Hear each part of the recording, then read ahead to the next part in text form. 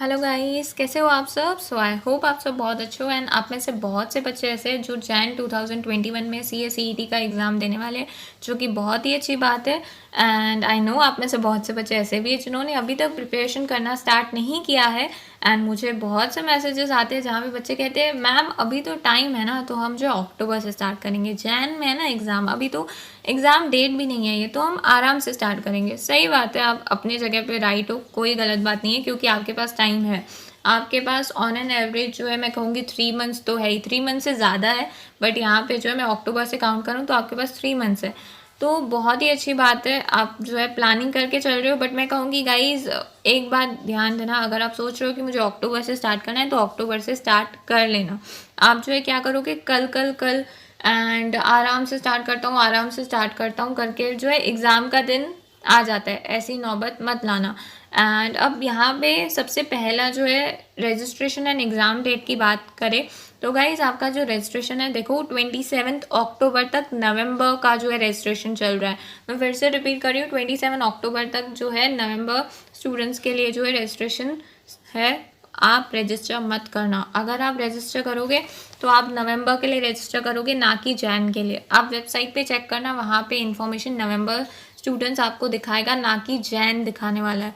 And वहाँ पे ऐसा ऑप्शन भी नहीं है कि आप सेलेक्ट कर सको एग्ज़ाम मंथ नवंबर या जैन। बेटर है आप जो है 27 अक्टूबर के बाद आप जो है क्या करना, रजिस्ट्रेशन करना। बट 27 अक्टूबर के बाद सीधा जो है 28 या 29 अक्टूबर को रजिस्ट्रेशन मत करना, क्योंकि क्या होता है इंस्टीट्यूट ना लास्ट 2 अटेम्प्ट्स अगर हम देखें जो पोस्टपोन हो चुके थे एग्ज़ाम, तो इंस्टीट्यूट ने ना एग्ज़ाम के जो है ना रजिस्ट्रेशन डेट्स जो है वो एक्सटेंड कर दी थी, फॉर्म की जो डेट्स है वो एक्सटेंड कर दी थी। तो मैं कहूँगी आप जो मिड नवंबर में 15 नवंबर के बाद रजिस्टर करना, या नोटिफिकेशन अगर नहीं आती है इंस्टीट्यूट की तरफ से कि डेट्स एक्सटेंड की गई है नवंबर वालों के लिए रजिस्ट्रेशन के लिए, फिर आप रजिस्टर कर देना। इसके पहले मत करना। अभी तो 27 अक्टूबर तक रजिस्ट्रेशन का सोचना भी मत। एंड एग्ज़ाम डेट की बात करें तो एग्ज़ाम डेट मुझे भी नहीं पता है जैन में कौन सी। इंस्टीट्यूट आई गेस बाद में नोटिफाई कर देंगे आपको। उसके बाद नेक्स्ट सवाल आता है टाइम कितना है आपके पास। अब देखो गाइस, आपके पास जो है 3 मंथ्स है। मैं कहूँगी 3 मंथ्स ऑन एन एवरेज मैंने जो है कैलकुलेशन की है, आपके पास 111 डेज तो है, आराम से है। यहाँ पे भी मैं जो है कुछ गलती कर रही हूँ काउंटिंग में, तो आपको जो है ना, देखो गाइस, अभी तक आपने अगर स्टार्ट नहीं किया है कोई बात नहीं है, किसी ने स्टार्ट नहीं किया, आप अकेले नहीं हो मैदान में, बहुत से बच्चे जिन्होंने स्टार्ट नहीं किए। तो आपको जो स्ट्रेस नहीं लेना है कि अगस्त वाले बच्चों का जो एग्ज़ाम इतना टफ आया था तो हमारा कितना टफ आएगा, एक्सेट्रा एक्सेट्रा, ऐसे मत सोचना। ओके आपको ऐसा नहीं सोचना है। आपके पास टाइम है, आप जो है बहुत अच्छे से प्रिपेयर कर सकते हो। आप जो है मैं कहूँगी कुछ दिन के लिए आराम कर लो। अक्टूबर से स्टार्ट करना चाहते हो, बहुत ही अच्छी बात है, 1 अक्टूबर से स्टार्ट करना। बट यहाँ पे एक बात मैं कहूँगी गाइस, आपका एग्ज़ाम जैन में है ना, तो देखो 17 अक्टूबर से आई गेस नवरात्रि का जो है फेस्टिवल स्टार्ट होने वाला है। तो फिर क्या होगा, आप 1 अक्टूबर से अगर कंटिन्यूस भी बैठते हो ना स्टडी करने, तो आपका जो 17 अक्टूबर से टाइम ज़रूर जाएगा। क्यों? क्योंकि क्या है, नवरात्रि का फेस्टिवल है। तो ऐसा तो है नहीं ना, हम नवरात्रि का फेस्टिवल कोई भी इंडियन मनाता नहीं है। नहीं, डेफिनेटली हर कोई जो है मनाता ही है, हर किसी के घर पे पूजा होती ही है। तो वो फिर आपको जो है ध्यान में रखना होगा, क्योंकि वो 1 वीक आपका चला जाएगा, तो आप फिर वो मैनेज कर लेना। ये मैं आपको पहले से ही बता रही हूँ, सो दैट आपको प्रिपरेशन में प्रॉब्लम नहीं हो। अगर आपको चाहिए टाइम टेबल, तो मैं आप लोगों के लिए टाइम टेबल भी जो है नेक्स्ट वीडियो में अपलोड कर दूंगी। अब डिपेंड करता है आप लोग का जो है क्या है रिस्पॉन्स, कि आपको टाइम टेबल चाहिए कि नहीं। उसके बाद नेक्स्ट है स्टडी मटेरियल। क्या स्टडी मटेरियल से ही स्टडी करना चाहिए या कोई बुक परचेस करना चाहिए? गाइज मैं कहूँगी आपका स्टडी मटेरियल बहुत इनफ है, एंड उसमें अभी तक कोई भी चेंजेस नहीं आई है जैन के लिए भी। सो आपको स्टडी मटेरियल से स्टडी करना चाहिए। प्लस करंट अफेयर्स के लिए मैं कहूँगी आपको स्टडी मटेरियल रीड करना है। ओके ऐसे नहीं कि उसको इग्नोर करोगे। बहुत से बच्चे ना मुझे मैसेज करते हैं मैम करंट अफेयर्स का फर्स्ट चैप्टर बहुत ही लेंदी है, छोड़ दे क्या? गाइज वो बहुत ही ज़्यादा इंपॉर्टेंट चैप्टर है, छोड़ना मत। एंड आपको जो है प्लस मैं कहूँगी आपको जनरल नॉलेज होनी चाहिए, जैसे कि MCA के बारे में एंड सेबी के बारे में, RBI के बारे में। देन उसके बाद जो है ब्रिक्स क्या है, G20 समिट क्या है, उसके बाद न्यू एजुकेशन पॉलिसी क्या है।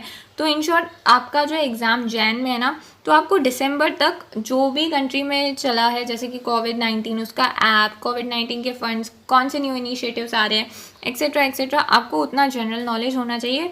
एंड कुछ स्कीम्स के बारे में, गवर्नमेंट की कौन सी स्कीम्स है, इसके बारे में आप रिसर्च किया करो, क्योंकि एग्ज़ाम में क्वेश्चंस आते हैं इसके रिलेटेड, अगस्त में भी आ चुके थे। उसके बाद आपको जो है गाइस देखो, आप अक्टूबर से अगर सपोज स्टार्ट कर रहे हो प्रिपरेशन, या अभी स्टार्ट कर रहे हो, जब भी स्टार्ट करो उस सब्जेक्ट से स्टार्ट करना जो सब्जेक्ट आपको प्यारा लगे। अब आप कहोगे मैम सब्जेक्ट तो कोई भी प्यारा नहीं लगता है। देखो गाइस, आपको कोई भी सब्जेक्ट प्यारा नहीं लगेगा, आपको जो है पहले देखो तो सही कि वो सब्जेक्ट कितना अच्छा है, आपको पसंद आ रहा है कि नहीं, इंटरेस्टिंग है कि नहीं। चीज़ हमें इतना जल्दी पसंद थोड़ी आती है, पेशेंस रखना होता है ना। तो आप जब सब्जेक्ट रीड करोगे तभी तो सब्जेक्ट आपको पसंद आएगा। तो यहाँ पे आपको ढूंढना है कि कौन सा सब्जेक्ट आपको पसंद है।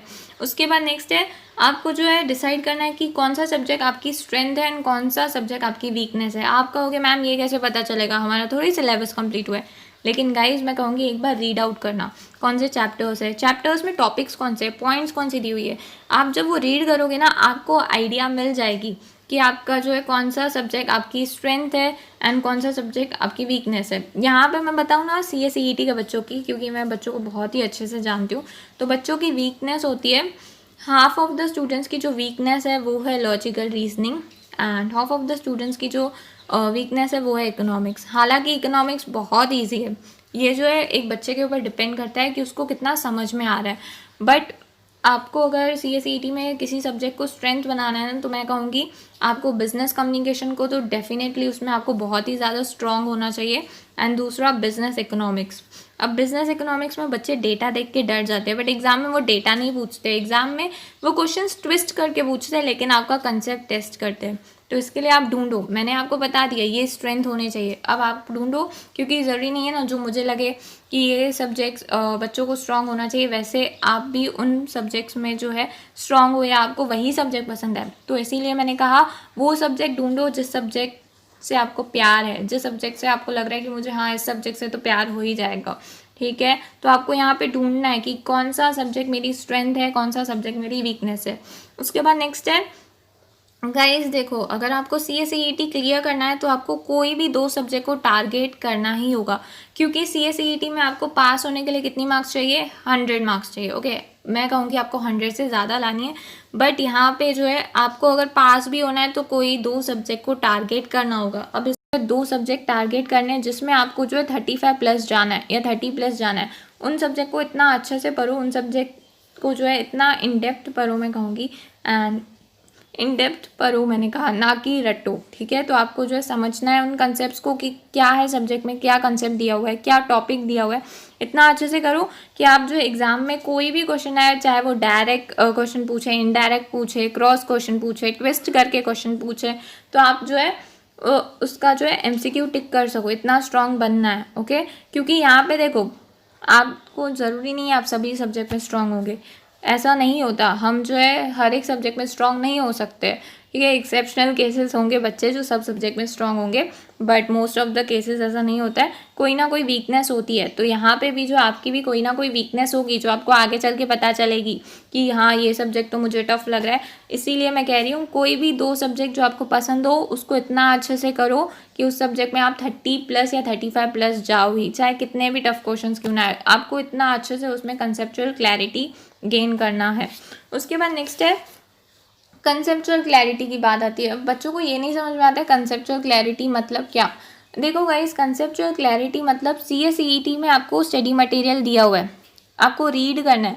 रीड मतलब ऊपर ऊपर से रीड नहीं करना है, आपको समझना है क्या कह रहा है वो। ठीक है, क्या है मीनिंग, क्या है। अगर आपको जो है उनकी लैंग्वेज नहीं समझ में आती है या लैंग्वेज समझ में आती है, तो आप जो है उसको, ज़रूरी नहीं है वो इंग्लिश में लिखा हुआ है तो आप इंग्लिश में ही जो है रीड कर रहे हो एंड उसको समझ रहे हो इंग्लिश में। बहुत से बच्चों को इंग्लिश में जो है क्या करते हैं वो समझने की करते हैं, फिर प्रॉब्लम हो जाती है। तो आप यहाँ पे जो है कंसेप्ट को अपने मदर टंग में भी समझने की करो। एंड दूसरा जो है, आपको बहुत से बच्चों का ना ये प्रॉब्लम है कि कंसेप्ट समझ में आ जाता है लेकिन जो है 1 हफ्ते बाद भूल जाते हैं। अब क्या करें, तो गाइज 1 हफ्ते बाद जो है आप भूल जाते हो कंसेप्ट, तो यहाँ पे आपको क्या करना चाहिए, आपको जो भी कंसेप्ट समझे ना, आप अपने दोस्त को, भाई को, बहन को, मम्मी को, पापा को, जो भी मिले उनको कंसेप्ट समझाया करो। क्योंकि ना यहाँ पे आपको जो है, यहाँ पे मैं कहूँगी आप ये रूल फॉलो करो, practice not to test but to teach. ठीक है, आपको जो ये गोल्डन रूल मैं कहूँगी, practice not to test but to teach. आप एग्जाम के लिए नहीं पढ़ो, आप जो है नॉलेज के लिए पढ़ रहे हो। तो यहाँ पे जो है जब आप दूसरों को समझाओगे तो उनसे पूछना समझा कि नहीं, क्या समझा, उनसे रिपीट करवाना। अगर आप दूसरे को समझा सकते हो कंसेप्ट एंड उसके दिमाग में फिट करवा दिया कंसेप्ट, मतलब कि आपको जो है कंसेप्चुअल क्लैरिटी डेफिनेटली है। एंड वो आपसे जो सवाल भी पूछेगा, तो इससे जो है आपका जो कंसेप्चुअल क्लैरिटी है और क्लियर होता जाएगा। तो ये आप फॉलो करके देखना। एंड दूसरा जो है गाइज, ये याद रखना, हियरिंग एंड लिसनिंग में फ़र्क होता है। अब हियरिंग एंड लिसनिंग में फ़र्क होता है मतलब क्या, आपको जो है ना क्या करते हो, आपको बिजनेस कम्युनिकेशन में एक चैप्टर आएगा, चैप्टर 5, वहाँ पे हियरिंग एंड लिसनिंग दिया हुआ है, ठीक है। तो हियरिंग क्या होता है, कान से सुनना।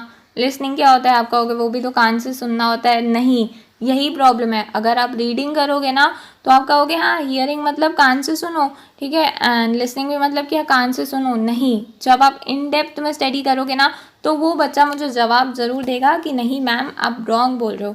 हियरिंग मतलब सुनना, कान है तो सुनूंगी। लिसनिंग मतलब क्या कि जो भी बातें चल रही है मैं उसको सुन भी रही हूँ, समझ भी रही हूँ। फॉर एग्जाम्पल टीवी पे गाना चल रहा है, ठीक है, मैं बैठी हुई हूँ तो सुनूंगी, राइट। एंड ईयरफोन में मैंने ईयरफोन डाली हुई है तो गाना चल रहा है तो सुनूंगी, राइट। बट लिसनिंग का मतलब क्या, यहाँ पे गाना चल रहा है, मैं सुन भी रही हूँ, फील भी कर रही हूँ, समझ भी रही हूँ कि गाने के इमोशंस क्या, सिंगर क्या कहना चाहता है, इसको कहते हैं लिसनिंग।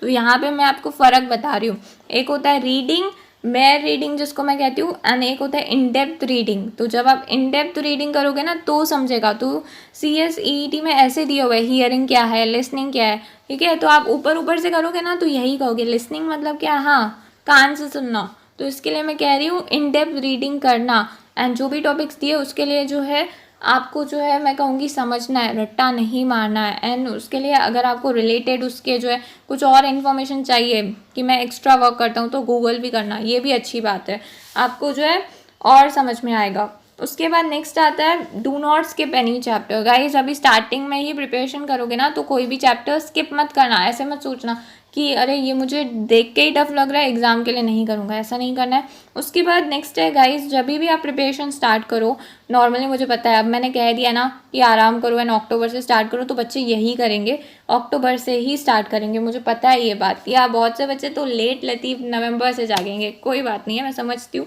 कि स्टूडेंट्स के ऊपर प्रेशर होता है बहुत।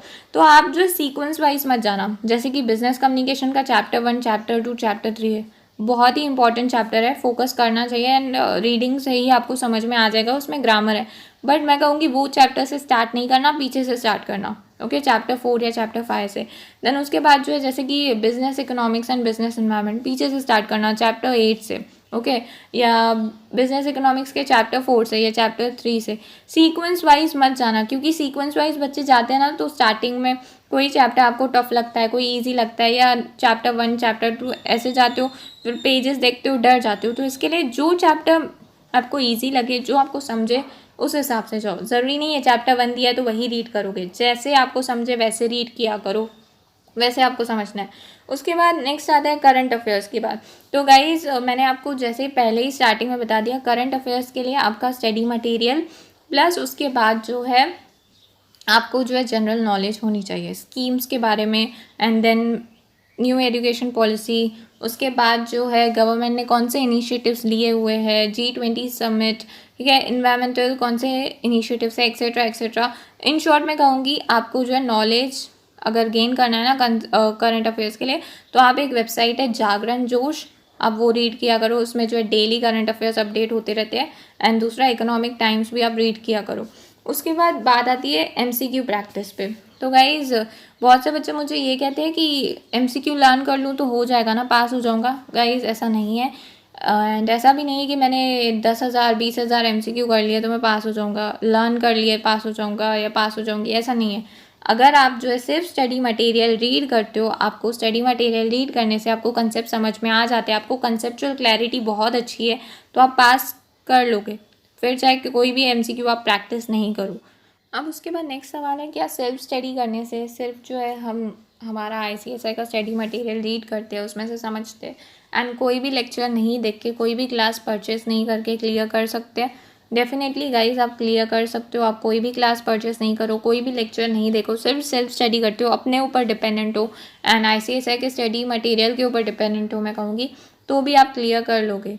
तो ऐसा नहीं है कि आपको क्लासेस लेना कंपलसरी है या लेक्चर्स देखना कंपलसरी है, नहीं। एंड बहुत से बच्चे मुझसे ये पूछते हैं कि आप रिकमेंड कीजिए कौन से लेक्चर्स देखें, कौन से नहीं देखें। तो गाइज़, मैंने यूट्यूब पे सबके लेक्चर्स नहीं देखे हुए, तो आपको जो भी यूट्यूब पे आप क्या किया करो, एंड मुझे नहीं पता है कौन सा लेक्चर अच्छा है, कौन सा लेक्चर अच्छा नहीं है, तो आप क्या किया करो, आप जो है यूट्यूब पे आपको कभी भी कोई टॉपिक नहीं समझे, क्योंकि यूट्यूब पे सारे लेक्चर्स अवेलेबल है मैं कहूँगी अभी तो आप जो है टॉपिक सर्च कर लिया करो एंड फिर आप जो है देख लिया करो। कोई भी आपको फोर्स तो नहीं कर रहा है आप परचेस करो, तो आपको जो है टेंशन लेने की ज़रूरत नहीं है। आप CSET सेल्फ स्टडी करके भी क्लियर कर सकते हो। Bye guys, take care.